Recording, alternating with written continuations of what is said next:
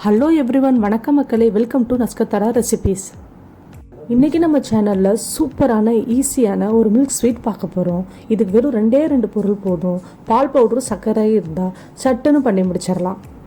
இந்த சிம்பிளான பால்கோவா ரெசிபியை பார்க்குறதுக்கு முன்னாடி நம்ம நஸ்கத் ஆரா ரெசிபியை இப்போ தான் நீங்கள் ஃபஸ்ட் டைம் பார்க்குறீங்கன்னா கீழே இருக்க சப்ஸ்கிரைப் பட்டனை கிளிக் பண்ணிக்கோங்க.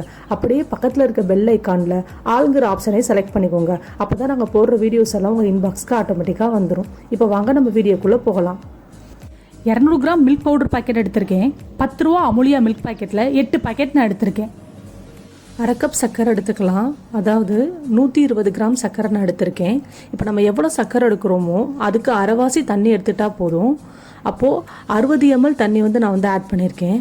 ஆட் பண்ணிட்டு நல்லா அதை நம்ம கிண்டி விட்டுக்கலாம். சர்க்கரை பாவை நல்லா ஹை ஃப்ளேமில் வச்சு நல்லா கிண்டி விட்டுக்கோங்க. 3 நிமிஷம் நல்லா சர்க்கரை பாவு கொதிச்சதுக்கப்புறம் கம்மி பதம் வந்துருச்சான்னு சொல்லி நம்ம டெஸ்ட் பண்ணி பார்ப்போம். இன்னும் வரல. ஸோ அகெயின் நம்ம நல்லா கிண்டி விட்டுக்கலாம். ஓகே, இப்போ டெஸ்ட் பண்ணி பார்ப்போம். இந்த ஸ்டேஜில் இருக்கணும். இதுக்கு மேலே கொதிச்சிச்சுன்னா சர்க்கரை ரொம்ப கேரமலைஸ்ட் ஆயிரும்.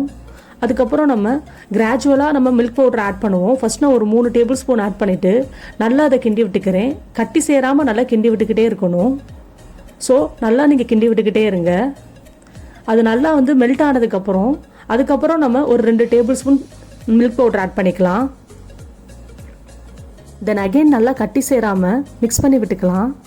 நம்ம இதில் பாலில் கூட வச்சு பண்ணலாம், பட் ரொம்ப டைம் எடுக்கும். அதனால தான் நம்ம மில்க் பவுடரில் பண்ணுறோம். இப்போ நம்ம மில்க் பவுடரில் பண்ணால் 10 மினிட்ஸில் இன்ஸ்டண்ட்டாக பண்ணி முடிச்சிடலாம். அதனால தான் நான் இதை ப்ரிஃபர் பண்ணேன்.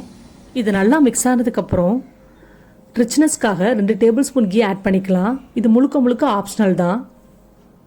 உங்களுக்கு விருப்பம் இருந்தால் ஆட் பண்ணிக்கோங்க, இல்லைன்னா வேணாம். இதை ஆட் பண்ணுறதுனால நார்மல் பால்கோவா மாதிரி இல்லாமல் ஒரு ஸ்டார் ஹோட்டல் ஸ்வீட் மாதிரி ரொம்ப டேஸ்ட்டாக இருக்கும். இந்த ப்ராசஸை நம்ம மீடியம் ஃப்ளேமில் வச்சு தான் ஃபாலோ பண்ணிக்கிட்டு இருக்கோம். இப்போ இந்த பால்கோவாவோட இந்த கீ நல்லா பிளெண்ட் ஆனதுக்கப்புறம் நல்லா மிக்ஸ் பண்ணி விட்டுக்கலாம்.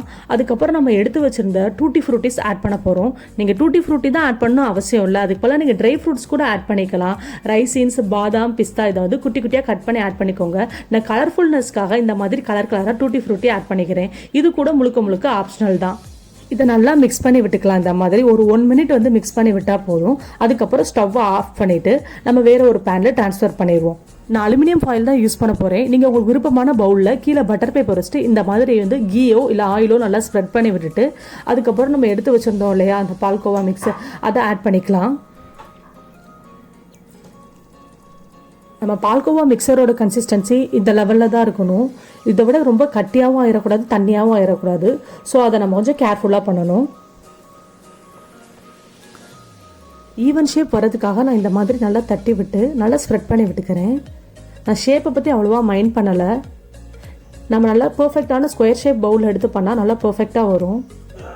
அதுக்கப்புறம் எடுத்து வச்சிருந்த டூட்டி ஃப்ரூட்டி இருக்குல்ல, அதை நான் இந்த மாதிரி ஆட் பண்ணி விட்டுக்கிறேன்.